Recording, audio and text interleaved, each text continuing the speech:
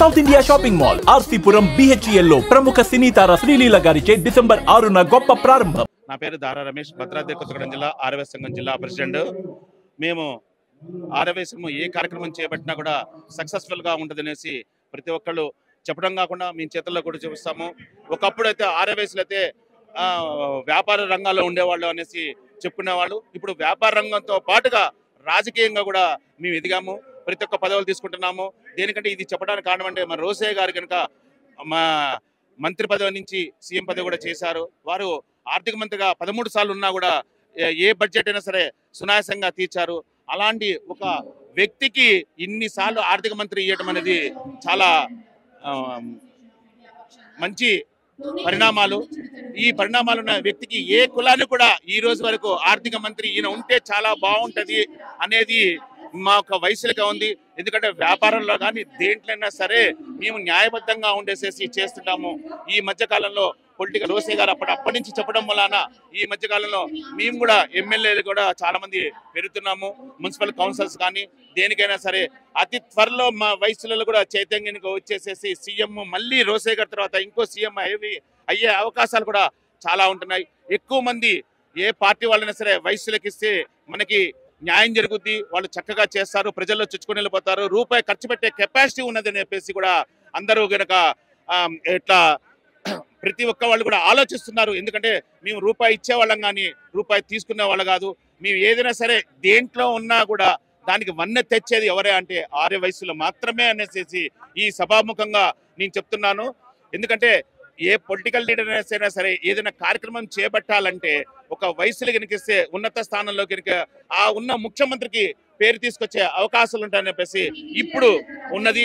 అలాగే మేము దాన ధర్మాల్లో కూడా నెంబర్ ఉన్నాము. ప్రపంచంలో మేము ఎక్కడైనా వయసులకి ఎక్కడైనా సత్రాలు, గుళ్ళు, అన్నదాలు ఇంకా చేస్తున్నాము. ప్రతిరోజు ప్రతి వాడ కూడా అమావాస్య కానీ పౌర్ణమి కానీ కొన్ని జిల్లాలు కనుక ఒక సేవా కార్యక్రమం చేపట్టడం జరిగింది. ఇంతవరకు చరిత్రలో ఏ సంఘం కూడా అలా కార్యక్రమం చేయాలి. ఓన్లీ వైశ్య సంఘం మాత్రమే ఇలాంటి కార్యక్రమాలు చేపడుతుంది. దాన ధర్మాల్లో కానీ దేంటైనా సరే ముందు వచ్చేలా ఉన్నాయి. ఇక ముందు కూడా మేము ఉంటాము. మాకు కనుక పదవి అడగకుండానే ఇస్తున్నారు. ఇప్పుడు మాత్రము కొంతమందికి ఇస్తున్నారు. ఇప్పుడు మాత్రం మాకు కావాలి, మేము నిలబడతాము, మా జేబు నుంచి ఖర్చు పెడతాము. పార్టీ ఫండ్ కోసం కూడా మేము ఆలోచించము. మేము నిలబడే వ్యక్తి 100% గెలవాలని చెప్పి ఉద్దేశంతో వైశ్యుల ఐక్యత కోసము ర్యాలీ కనుక మేము తీసాము. అదే 30 years బ్యాక్ కూడా సత్తుపల్లిలో కూడా రోసయ్య గారి ఆధ్వర్యంలో వైశ్య నాడు పిలిపించాము. ఖమ్మం జిల్లాలో కూడా ఒక 10,000 మందితో కూడా ఈ కార్యక్రమం చేపట్టడం జరిగింది.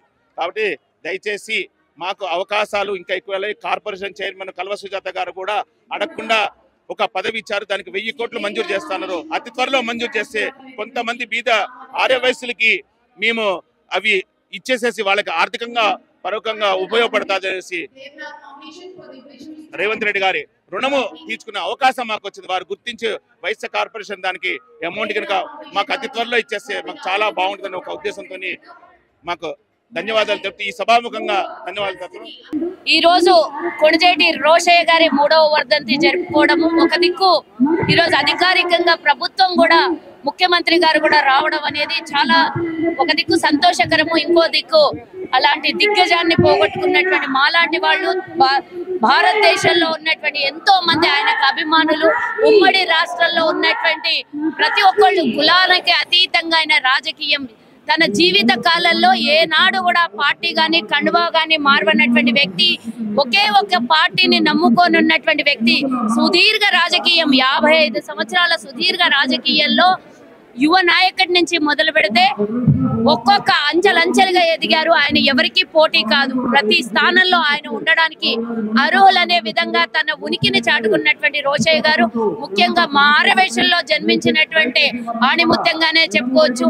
భారతదేశానికి స్వతంత్రం తెచ్చిన గాంధీ మహాత్ముడు తెలుగు రాష్ట్రాల్ని ఏర్పాటు చేయడానికి సుదీర్ఘ పోరాటం చేసి 56 రోజులు అంటే దీక్ష చేసి ఆమరణ దీక్ష చేసి అమరులైనటువంటి పొట్టి శ్రీరాములు గారు, అలాగే 2 రాష్ట్రాలకు ముఖ్యమంత్రిగా చేసినటువంటి కొణిజేటి రోషయ్య గారు, వీరందరూ చరిత్రలో ఆర్యవైశ్య చరిత్రలో మిగిలిపోయేటటువంటి వారు. వీరికి ఎంత పొగిడినా కూడా తక్కువనే, పొగడడానికి మా అర్హత కూడా చాలదేమో అన్నట్టుగా. మరి రోషయ్య గారి గురించి చెప్పుకోవాలి అని అంటే రోషయ్య గారు మరి ఎమ్మెల్సీగా, ఎమ్మెల్యేగా, ఎంపీగా, మంత్రిగా, గవర్నర్గా, ముఖ్యమంత్రిగా ఎన్నో పదవుల్ని అలంకారం. ఆయనకి పదవులు గొప్ప కాదు, పదవులకే ఆయన గొప్ప అన్నట్టుగా ఆనాడు మరి ఆయన ఉంటేనే బడ్జెట్, ఆయన ఉంటేనే ఆర్థిక వ్యవస్థ బాగుపడుతుంది అన్నట్టుగా ప్రతి ముఖ్యమంత్రి 5-6 మంది ముఖ్యమంత్రుల కింద వారు పనిచేశారు. అంటే రెండో స్థానం ఇందాక మా ముఖ్యమంత్రి యనమల రేవంత్ రెడ్డి గారు ముఖ్య అతిథిగా వచ్చినప్పుడు చెప్పినటువంటి మాట నా నోట ఈరోజు. ముఖ్యమంత్రి మొదటి స్థానం అయితే రెండో స్థానం ఏ ముఖ్యమంత్రి ఉన్నా రెండో స్థానము మరి కొణిజేటి రోషయ్య గారిది. వారి కుటుంబాన్ని ఎక్కడ కూడా రాజకీయంగా ప్రోత్సహించలేదు, తన వంశాన్ని రాజకీయానికి పరిచయం చేయలేదు. మరి అలాంటి ఆదర్శనీయులు ఈ రోజు 3వ వర్ధంతి మా ప్రభుత్వం ఏర్పడిన తర్వాత కాంగ్రెస్ తోనే అంటబెట్టుకొని ఉన్నటువంటి వారి చరిత్రని మరి మనం బయట ఎగ్జిబిషన్ రూపంలో గాని, ఇక్కడ పక్కన వారి జ్ఞాపకాల రూపంలో గాని మనం చూసాం. వారికి నివాళులు అర్పించినటువంటి 2 రాష్ట్రాల నుంచి పెద్దలు, ఎమ్మెల్యేలు, మాజీ మంత్రులు, మాజీ ఎమ్మెల్యేలు, ఇక్కడ ఉన్నటువంటి అధికార పార్టీలో ఉన్నటువంటి ఎమ్మెల్యేలు, మంత్రులు, కోమటిరెడ్డి గారు, డిప్యూటీ సీఎం గారు, మరి ముఖ్యమంత్రి గారు, మరి అందరూ కూడా రావడం జరిగింది. ఇంత మంచి పెద్ద మనిషికి నివాళులు అర్పించడం వారు కూడా కృతజ్ఞతల్ని తెలియజేసుకున్నారు. మరి అంతేకాకుండా 16 సార్లు బడ్జెట్ ప్రవేశపెట్టినటువంటి ప్రపంచ చరిత్ర వారికి ఉంది. ఎవరు కూడా ₹1 కూడా ఏనాడు కూడా కేంద్రానికి మరి ఓవర్ డ్రాఫ్ట్ కాకుండా కాపాడినటువంటి చరిత్ర రోషయ్య గారిదే. గత 10 ఏళ్లుగా ఒకవేళ రోషయ్య గారు ఉంటే బాధపడి వారేమో ఇలా అప్పుల పాలు అవ్వకపోయేదేమో, రోషయ్య లాంటి అనుభవాకులైనటువంటి ఆర్థిక శాస్త్రవేత్తలు కనుక ఉంటే రాష్ట్రం మీద ఈరోజు 8 లక్షల కోట్ల అప్పు ఉండకపోయేదేమో అని ఒక్కొక్కసారి మాకు కూడా చింత బాధ వేస్తుంది.